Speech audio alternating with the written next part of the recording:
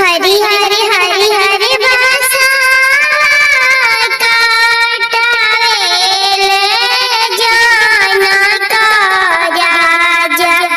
मारा वाजे बिहानी छावाय मारा वाजे बिहानी छावाय गैया के गोबारा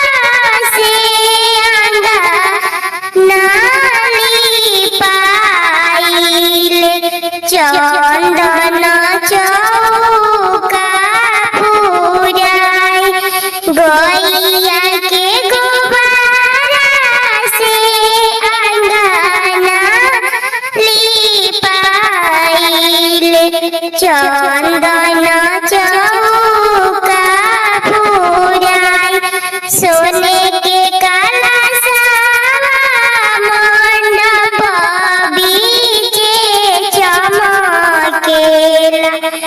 पूरा हरा दिहानी छावाय सोने के कलशा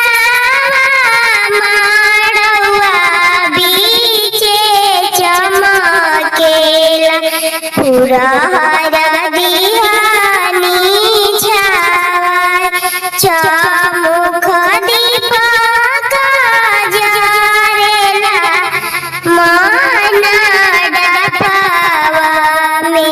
लाल सतरंगिया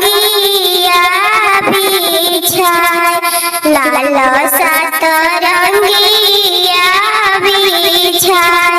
माड़वा में उतारेले दशरथ के नंदलाल राम लखन चारू भाई माड़वा में के नंदलाल राम लखन चारू भाई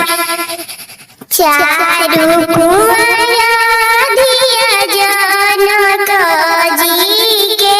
बैठेली नौआ करेली गेठ जोर पहिला में सीता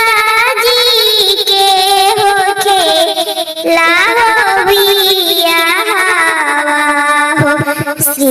रघुनाथ जी के साथ दूसरे में मिला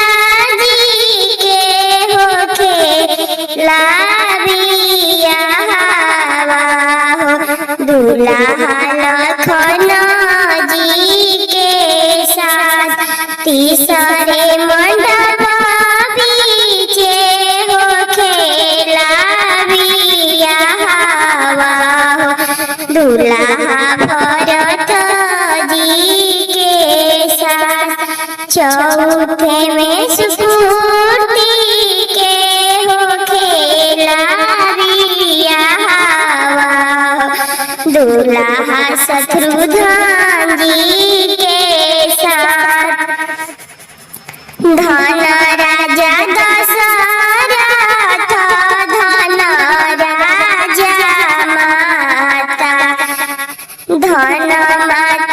राजा दशरथ धन